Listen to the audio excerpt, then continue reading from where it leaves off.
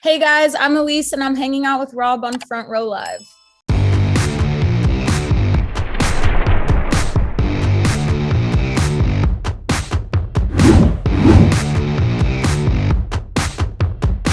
I am a brand new fan of yours, and I was immediately hooked because your vocal ranges are pretty amazing. Oh, Um, thank you. so let's dive in and talk about you kind of discovering your voice and discovering the ranges that you can kind of bounce throughout. So talk to me about that and just kind of discovering yourself.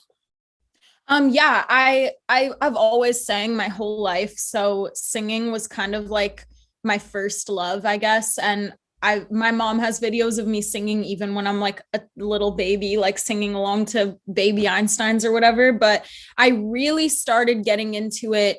I remember in fourth grade, you know how you just have like music class in school, like in elementary school. So my music teacher had kind of taken like a special interest in me, and he was like, dude, you can sing. And I was like, really? And he was like, yes, like I want you to do a solo at our like back to school performance or whatever. So I ended up doing a little solo I did Because of You by Kelly Clarkson for like all the parents. And I remember just going on the stage. It wasn't even really a stage, you know, it's like the little multi-purpose room of the school. But I remember going up there and singing and just feeling like so in love with it. And I kind of just knew that that was like the only thing that I wanted to do. And since then, it's really been music in general has really been like my biggest passion. So since then, I've just been like working. You know, when I write, I kind of try to like challenge myself. When I'm recording in the studio, I'm huge on like a ton of harmonies, a ton of stacks. I love putting in a million vocal stacks that literally no one will ever notice except me. So yeah, I'd say my music is very much like driven by just like me loving to sing and loving to, you know, put a bunch of vocals down on every song. I guess since you already kind of jumped into that production side of things, like this new single in particular, Feeling Something Bad, like how was that vocal recording process for you? And how did you feel that Micah kind of challenged you during this process at the same time? The thing I love about Micah is me and him kind of always challenge each other, and we have great chemistry working together. So, like, I feel like if I'm trying to express something, even if I don't know the correct terminology or whatever it is, like he kind of just gets me and vice versa. So we always end up making something really cool. And with Feeling Something Bad in particular, um, it was very like sporadic. I got really inspired because my friend actually like sent me a song and he was just like, this song is sick, listen to it. And I listened to it and I was in my car and I was just like, I have a crazy idea for a song. And I called Micah and I was like, I need to come over and make a song right now, like let's make a song. Oh, sorry, I don't know if I'm allowed to cuss. But we basically made that song in like an hour. And we didn't even really touch the demo because when we were making it, we were just like, this is so sick. And like everything about it, from like the vocoder, which he played in over the vocals, and like doing the high pitched vocal in it, and all of that just felt so like perfect. I feel like neither of us even really messed with it after that. We kind of just left it in its original form. I feel like during this process, like from beginning to end, I feel like you guys were both on the same page. And on top of that, I feel like the excitement for this song was like literally throughout this process. When you first pitched Micah the idea of this song that you wanted to record, what do you think it was about the song that made him excited to also be a part of this song once again? And then for you, what do you think it was that kickstarted the writing process for the song?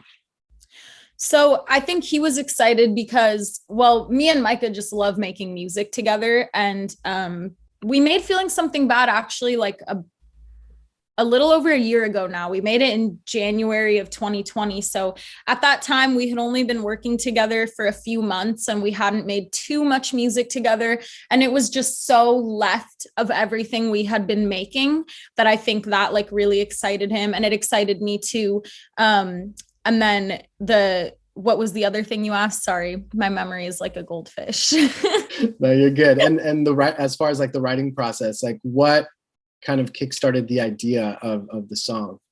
Oh, so basically, I was talking to this boy at the time, and I'm like a very dramatic person. I'm very sensitive, I'm very emotional, and I'm very dramatic, but that's okay because it makes for good songs. So I was talking to this boy, and we were not even anything serious at all. I just had like a crush on him, and I kind of like knew he didn't feel the same way. And he was also just kind of like a bad boy, like not really the type of guy you want to, try to like hold down into a relationship. So I basically made the song about, I wanted the song to feel very hectic and very like almost like heartbeat rhythmic, because it's kind of just that feeling of like having feelings for someone where it's not going to work out, or they might not feel the same way, or you just know they're like toxic and it's going to be a roller coaster. So that was basically the emotion behind writing that song. As we jump back into the studio for the creative process, or for the recording process, do you feel that you and Micah ended up kind of creating different sounds that you've never created before, from like in ways that you don't normally record sounds? Like I love hearing stories of how, certain sonics, certain instrumentals and tracks were not actual instruments. It was something completely different. So did you guys find yourselves kind of recreating things like that during the production process? Yeah. In Feeling Something Bad, not exactly in that song. We did vocoder for the first time together in that song, which was so cool to me, like watching him play it into the piano, and it was just creating this beautiful like stack of harmonies over my voice. And then we messed with the pitching up vocal. In some of the other songs in my album, damn, I don't know how much I can say, but okay, like in one of the songs in my album, we literally created a sound effect instead of just like going on Splice or whatever and finding like the sound effects. We're like, let's just make our own. We have like sound effects of me like zipping a jacket, of me like kissing into the mic, like into the mic, and just kind of like cool weird things like that. I'm a huge lover of when people put like a random obscure sound into a song. Like it does something to my brain. So there's definitely like a lot of that throughout my project. What made you want to have those kinds of sounds on those songs?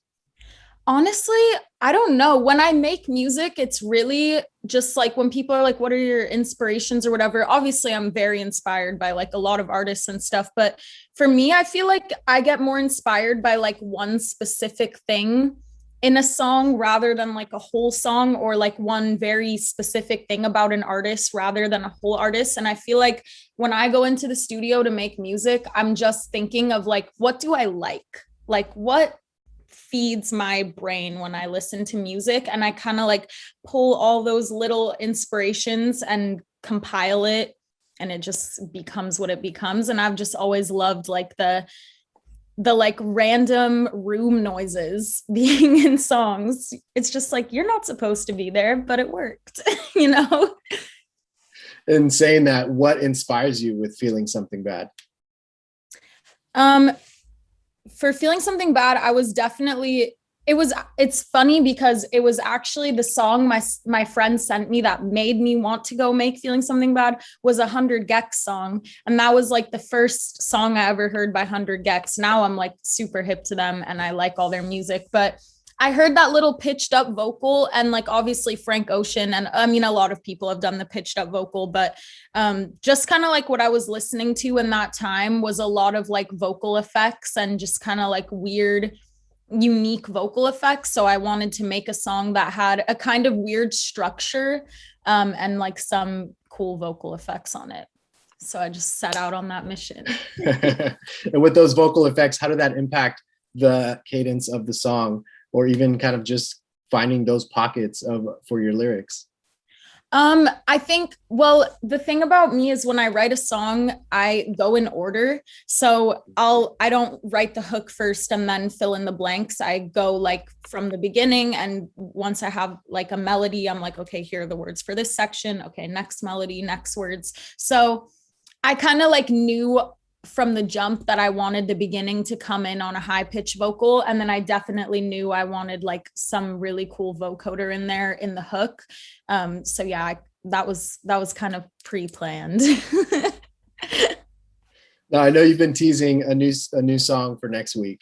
What can you tell us about this new track, and how different is it from the first two that we've heard so far from this upcoming debut album? It is a big jump from the other two songs. Bubblegum Brain and Feeling Something Bad, in my mind, kind of like went hand in hand with each other. To my project, I kind of see them as like the angel and devil of my project. This next song, it's very sad. It's very simple. It's just me and a guitar the whole time. And I don't want to say the name. I feel like a lot of my fans already like know the name because I always accidentally leak all my stuff. But it's just about a boy and getting broken up with, and it's very raw. Like I wrote it in my bed literally an hour after I got dumped. So it's just kind of like that raw, sad emotion. And yeah, I'm very excited for it to come out. It's one of my favorites on the album. Now, with the album as a whole, I know your fans are like super excited and anxious for this record, but as a whole, do you already know the identity of this record, or is this something that you're still looking at as you're recording new material for the album? I was in that space a few weeks ago, and I actually kind of had like an epiphany almost. I'd say like 3 weeks, maybe a month ago. And over a month ago, I thought my album was done. I was like, it's done. I'm turning it in. I'm getting it mixed and mastered. And then I was like sitting in my room one night and listening down to it. And I was just like, oh no. And I scrapped a few songs on it. I made new songs for it. I went in and re-recorded all the vocals in like one studio with one setup and with the same engineer so that it would all sound cohesive. Went back in on the production on a few of them. And basically just, I feel like I tied everything together and made it go from like a collection of songs to like a real body of work project that I feel like is super cohesive and super just like works together. And now I'm very happy with it. It's done. I can't keep touching it because I could literally go on forever. So now it's actually getting mixed and mastered. And yeah, I'm very happy with it. With that being said, is there a tentative kind of release date? Is that something that you guys are still kind of figuring out? We don't have a set date yet. It's definitely coming in like late spring, early summer. Mm-hmm. So pretty soon. I'm excited. That's exciting because that process is, it's a long time in the making for a lot of artists, and finally being able to release it and share it to the world and not have to be so secretive about it. Like, yeah, it's crazy. Like the oldest song on this record is from like mid 2019. So, and the newest song is from just a couple weeks ago. So it's very like, it's been a very long process and a lot has happened in between. But that's okay because I feel like the more life goes on, the more you like update and edit and add new feelings and emotions to it. And now I feel like it's at a place where it feels very current. It feels like I just kind of went through this whole situation that the album is about. And yeah, I'm just ready for it to come out because it's really hard to keep everything a secret. Lastly, since you've been working on this for 2 years almost, from the beginning to now, how do you feel that you've personally grown or evolved as a songwriter, and how do you feel your voice has also evolved? I feel like I'm honestly a very different person than when I started making this album, even just like me personally disregarding like the artist stuff. But obviously all of that carries into your songwriting, your vocals, like what you choose to write about and make music about. And I just feel like I feel very happy with how I've like, I don't know the correct word for it. Like, I guess I feel like I've improved a lot. I feel like I've leveled up a lot. I've like expanded my palette in what kind of music I listen to, what like media I'm consuming. Plus, so this whole past year, I've really just been in the house. It's been an introspective year. So I'm very happy. I feel like I've grown up a lot, and that has shown through in my music.